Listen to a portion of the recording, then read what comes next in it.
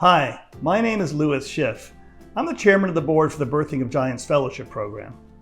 I wanted to take a few minutes to share with you how the Birthing of Giants Fellowship Program came about and who's behind it. It started about 10 years ago. We were a group of entrepreneurs that met through the Inc. 5000 community, and as entrepreneurs, we've always mentored each other. Some of them went on to become household names in the world of entrepreneurship, and the rest of us just went on to build successful businesses.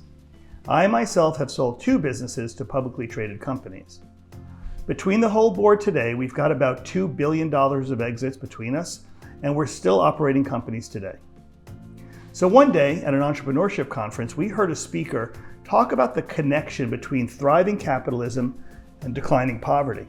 And this speaker had incredible research that showed the correlation over 200 years between the spread of entrepreneurial capitalism and the diminishment of poverty, which also led to increased access to healthcare and education for communities, greater quality of life and longer lifespans, most importantly, reduced violence, particularly towards women and children. This got us all excited. We realized that we could help entrepreneurs succeed and that this would have the effect of blunting global poverty. That's powerful. So we decided to pay for a research project. And the research project was to understand the difference between 2 groups of entrepreneurs.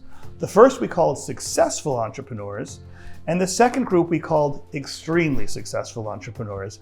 And we wanted to understand the difference between them. Over 1,000 interviews later, it became clear that there was a difference in priorities between the successful entrepreneurs and the extremely successful ones. We built Birthing of Giants Fellowship Program around this research, and now I want to share it with you. The first we call capital market readiness. Now that's kind of a fancy way of saying, do you understand what gives your company enterprise value?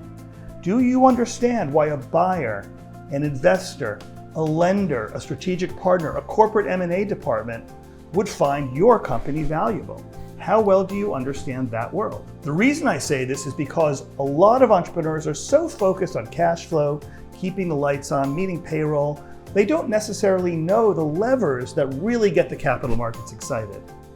One story I can share with you is one of our board members, Norm Brodsky, as he built his 6th business. Norm had already built 5 businesses before, quite large businesses. But with his 6th business, he sold it when it was doing just $25 million in revenue for $110 million. So how does he get that kind of multiple, 10 or 12 times earnings, on that kind of revenue? Oh, and it was a low-tech business, a warehouse, a storage business, super low-tech. Well, simply, when you ask Norm how he did it, he'll say, by the time I built my 6th company, I figured out what buyers wanted to buy. You see, we're so focused on building our companies day to day, we're not necessarily connected to what makes our companies extremely valuable at an enterprise level. Capital market readiness has nothing to do with whether or not you're planning on selling your company. The impact of the capital markets are all around you, even funding your competitors right now.